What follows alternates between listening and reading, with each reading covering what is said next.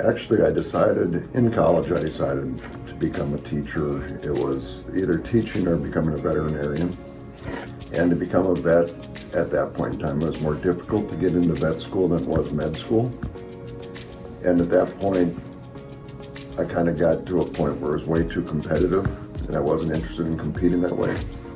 So I dropped off the idea of becoming a vet, but the teaching was always a part of what I wanted to do. And that was really because of a high school teacher that I had.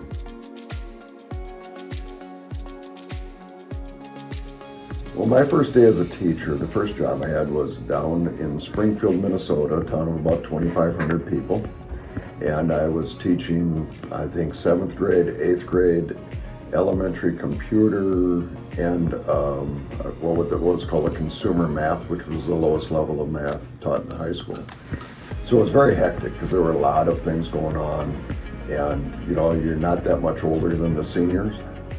So it's really a weird thing because you're stepping into a career that you want to be successful in. And I don't know that you ultimately can be with a schedule like that when you have way too much to do. Plus, I was coaching 3 sports also. So it was stressful, but it was a whole lot of fun.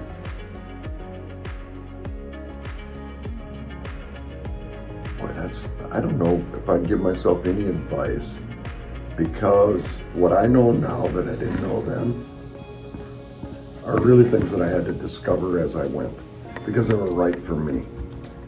And I struggle with the same thing with new teachers. It's like, well, how do you advise?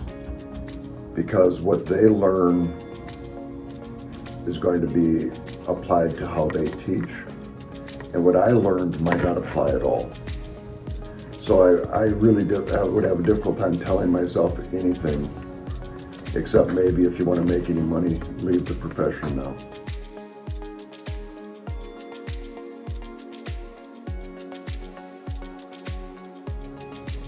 What do you mean a time? That's every day. Every day teaching is actually hopeful. Even on a crappy day, you have to put that behind you, and the next day has to be a new one. There's been probably thousands of times over my career where I'm upset with a student on that particular day. When I was younger, I'd carry that with me a little bit, and now I've gotten to a point where no, it's a new day. Every day has to be new.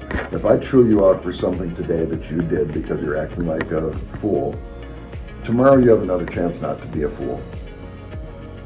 And so it's not one of those things that we can hold on to and continue to work in this job.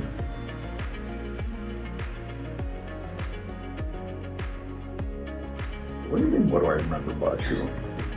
You haven't changed from 9th grade year, as far as my interactions, because everything's social now.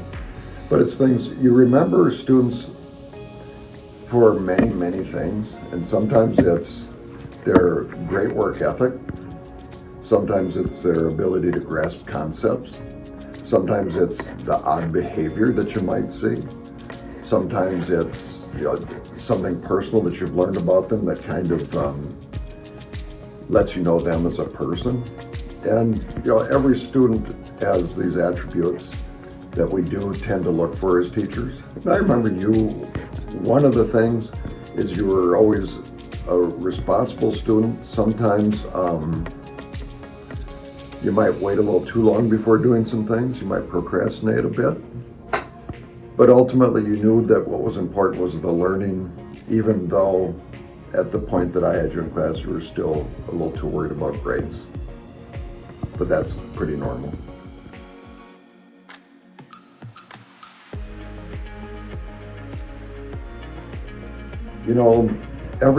Every student, yours, your future, any student's future, you hope they find something that they really enjoy to do, so that work, which is, I don't know if it is truly a necessity. I've just never figured out a way to work life without having a job to make an income. But I hope that people find things that make them happy with what they're doing. And if their happiness is to make lots of money, to be able to do lots of different things, I hope they find that. And if that's not their goal, I see lots of people that I thought would become like doctors and lawyers and dentists and things of that type, and go into careers that are not related to that at all. Where in high school they look like that's the direction they're going to go. But I find them, in jobs where they just find more joy. They might be a park ranger, they might be working for a nonprofit, they might be doing any number of things. Staying at home and raising a family. The number of guys and gals I've had as students that was their major goal. That's cool because they're happy in that.